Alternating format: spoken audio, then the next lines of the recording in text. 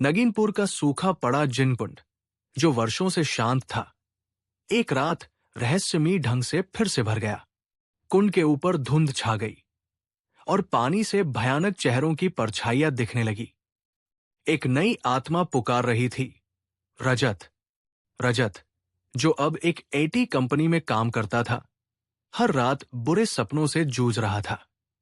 वही पुराना जिन्न, वही सौदागर। लेकिन इस बार कुछ बदल चुका था। रजत को एक प्राचीन चिट्ठी मिली, मोम लगी सील में लिपटी हुई। उसमें लिखा था, तेरे अंदर आधा सौदागर है, तुझे चुन लिया गया है। अब हर 13वें दिन एक आत्मा तुझे खोजेगी।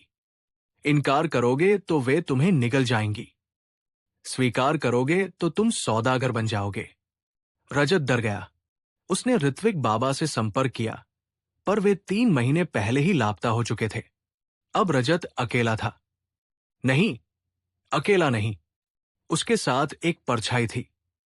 13 दिन बाद एक लड़की की आत्मा उसकी खिड़की के बाहर प्रकट हुई। उसका चेहरा जला हुआ था, आंखों में पानी नहीं, राख थी। उसने रजत से कहा, मेरे कातिल को ढूंढ कर दो, मैं बदला नहीं ले पाई। मेरी रूह फंसी है, तुम कर सकते हो, सौदागर हो तुम। रजत ने मना कर दिया। उसी रात उसका छोटा भाई बिस्तर से गायब हो गया। अगले दिन उसके कमरे में सिर्फ राख पड़ी थी। रजत ने झुकना सीख लिया। रजत ने आत्माओं की बातें सुननी शुरू की। वो दिन में एटी ऑफिस में काम करता और रात में आत्माओं से मिलने जाता। धीरे धीरे उसका चेहरा बदलने लगा। आंखों के नीचे काले घेरे, आवाज भारी, और उसकी परछाई उसके साथ कदम से कदम मिलाकर नहीं चलती थी, वो उससे तेज चलती थी। उसने जिन्न कुंड की राख से एक नया काला ताबीज बनाया। ये आत्माओं को बुलाने और बांधने में सक्षम था। अब रजत भी वो करने लगा जो इमरान करता था। इच्छाओं के बदले आत्माएं। बीमारियों से छुटकारा, खोया प्यार वापस, दुश्मन की मौत, बस रूह की कीमत दो। रजत ने एक नया डिजिटल पोर्टल बनाया, thesoulexchange.com, जहां लोग गुप्त नामों से अपनी इच्छाएं दर्ज करते और बदले में रातों को सपनों में सौदा पूरा होता। लेकिन आत्माएं अब भी आत्माएं थी। वे आजादी चाहती थी। 3 आत्माएं जिनसे रजत ने सौदे किए, अब बंधी नहीं रही। एक आत्मा ने उसकी टीम में काम करने वाली श्रेया में प्रवेश कर लिया।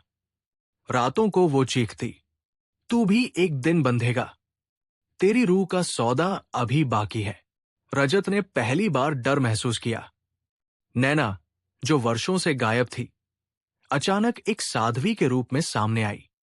अब वो मुक्ति मार्ग आश्रम की संरक्षक बन चुकी थी। उसने रजत से संपर्क किया। जो सौदागर बनता है, वो धीरे धीरे अपनी रूह खोता है और फिर रूहों का गुलाम बन जाता है। अगर रुकना है तो जिन कुंड को फिर से बंद करना होगा, इस बार हमेशा के लिए। रजत कुंड पर गया। आत्माओं की भीड़ इकट्ठा हो चुकी थी। हर आत्मा ने रजत से कोई न कोई सौदा किया था। उन्होंने कहा, तू हमारा सौदागर है, पर तू खुद एक सौदा था। इमरान ने तुझे बचाने के बदले अपनी आत्मा दी थी। अब चक्र पूरा हुआ है, तेरी आत्मा हमें चाहिए। रजत ने तब कुंड में वो ताबीज फेंक दिया जिसे उसने खुद बनाया था। लेकिन तब तक बहुत देर हो चुकी थी। कुंड में एक भीषण संग्राम हुआ। एक ओर रजत की आत्मा, दूसरी ओर हजारों रूहें और उनकी भूख। नैना ने मंत्रों से कुंड को सील करना शुरू किया। रजत ने अपनी पूरी रूह को आत्माओं में बांट दिया, हर आत्मा को थोड़ा हिस्सा, ताकि कोई भी पूरी ना हो और कोई भी स्वतंत्र ना हो। रजत गायब हो गया। कुंड फिर से सूख गया।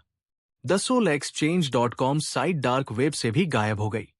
लेकिन आज भी कुछ लोग कहते हैं कि जब आप रात को मैं जो चाहता हूं वो मिले कहकर सोते हैं, तो एक परछाई आपके तकिए के पास बैठती है और पूछती है, रूह दोगे? सौदा पक्का? रजत के कुंड में समर्पण के बाद आत्माएं मुक्त हो चुकी थी, पर अधूरी। हर आत्मा में रजत की रूह का एक छोटा हिस्सा था। इसने उन्हें एक दूसरे से जोड़ दिया। अब कोई भी आत्मा अकेली नहीं थी। अब वे भीड़ बन चुकी थी, और भीड़ की एक ही दिशा होती है, सत्ता। उन्होंने मिलकर कुछ तय किया। अब कोई सौदागर नहीं होगा, अब हम खुद शासक बनेंगे। कई आत्माओं ने एक नया गुप्त संगठन बनाया, छाया संसद। इसका मुख्यालय बना एक परित्यक्त रेलवे स्टेशन, सूरजपुर टर्मिनल। यहां आत्माएं छाया रूप में आती थी। कुछ जलकर मरी थी, कुछ डूबकर, कुछ आत्महत्या से, कुछ बलि चढ़ाई गई थी। हर आत्मा एक प्रतिनिधि थी, एक क्षेत्र की, एक भाषा की, एक मृत्यु पद्धति की। उन्होंने पहला कानून बनाया। मनुष्यों को अब सपनों में बुलाकर सौदा नहीं किया जाएगा, अब उन्हें जागते में झोंका दिया जाएगा। भारत के 17 शहरों में एक ही रात में अजीब घटनाएं होने लगी। लोग नींद में ही अपने रिश्तेदारों की हड्डियां कब्र से निकालने लगे। कुछ ने खुद को आग लगा दी, कुछ सरकारी अफसरों ने खुद स्वीकार किया, मैं आत्माओं के आदेश पर काम करता हूं। ये सब छाया संसद के पहले प्रस्ताव का असर था। मनुष्यों को डर से नहीं, आदेश से चलाना है। संसद ने एक मुख्य नेता चुना, आत्मा मंत्री। ये कोई आम आत्मा नहीं थी, ये 3 आत्माओं का संलयन था। इमरान की अधूरी छाया, एक बलि चढ़े तांत्रिक की आत्मा, एक अनदेखी विदेशी आत्मा जिसे WY में मारा गया था। इस आत्मा मंत्री ने कहा, हमने मनुष्यों के लिए काम किया, अब मनुष्य हमारे लिए काम करेंगे। छाया संसद ने स्लीपर आत्माओं की एक सेना बनाई। ये वे आत्माएं थी जो अब भी इंसानों के शरीर में छिपकर जी रही थी। किसी के बॉस में, किसी स्कूल के प्रिंसिपल में, किसी सरकारी मंत्री में, और कुछ बच्चों में भी ये आत्माएं धीरे धीरे आदेश फैलाती थी। मनुष्य अब न डरता था, न सवाल करता था, सिर्फ मानता था। पर हर सत्ता के विरुद्ध विद्रोह होता है। एक गुप्त मानव संगठन बना, प्रतिरोध 7। इनके पास एकमात्र अस्त्र था, रजत की रूह की अंतिम लौ, जिसे नैना ने एक छोटे कांच के लॉकेट में बंद कर रखा था। प्रतिरोध 7 के नेता थे नैना, एक विदेशी मनोचिकित्सक डॉक्टर एलिना वोटेक, अर्जुन घोष, एक वैज्ञानिक जो मौत के बाद चेतना पर रिसर्च कर रहा था। उनका मिशन था छाया संसद को जड़ से खत्म करना। छाया संसद को जानकारी मिल गई कि मनुष्य फिर से विद्रोह कर रहे हैं। आत्मा मंत्री ने रूहों की सेना को हर शहर में भेजा। सपनों में अब आग लगने लगी, लोग नींद में मरने लगे। बच्चे बड़ों को पहचानना बंद कर चुके थे। पर प्रतिरोध 7 ने लौ जलाकर आत्माओं को बाधित करना शुरू कर दिया। रजत की रूह की वो अंतिम लौ आत्मा मंत्री के लिए जहर थी। नैना ने एक निर्णय लिया, अगर संसद को नष्ट नहीं किया जा सकता तो इसे सील किया जाए, चिरकाल के लिए। सूरजपुर टर्मिनल के नीचे एक प्राचीन ताम्रपट था, जिस पर मृत आत्माओं के लिए कारागार नामक मंत्र खुदा था। नैना और प्रतिरोध 7 वहां पहुंचे। डॉक्टर एलेना ने तंत्र प्रयोग शुरू किया। आत्मा मंत्री और रूहें छाया बनकर टूट पड़ी। एक आखिरी युद्ध हुआ, छायाएं बनाम लौ।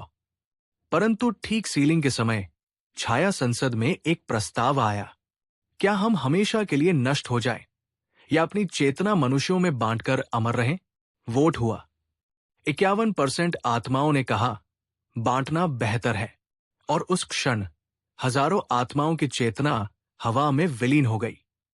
कुछ आपके घर में, कुछ आपके रिश्तों में, कुछ आपके खुद के भीतर। सूरजपुर टर्मिनल जल गया, नैना लापता हो गई, रजत की लौ राख बन गई। पर अब भी एक बात रह गई, क्या आप कभी किसी ऐसी बात के लिए मजबूर हुए हैं जो आपने नहीं सोची थी? क्या कभी आपकी इच्छा के बिना कोई निर्णय आपसे हो गया? तो सोचिए, कहीं आपकी चेतना में किसी आत्मा का अंश तो नहीं,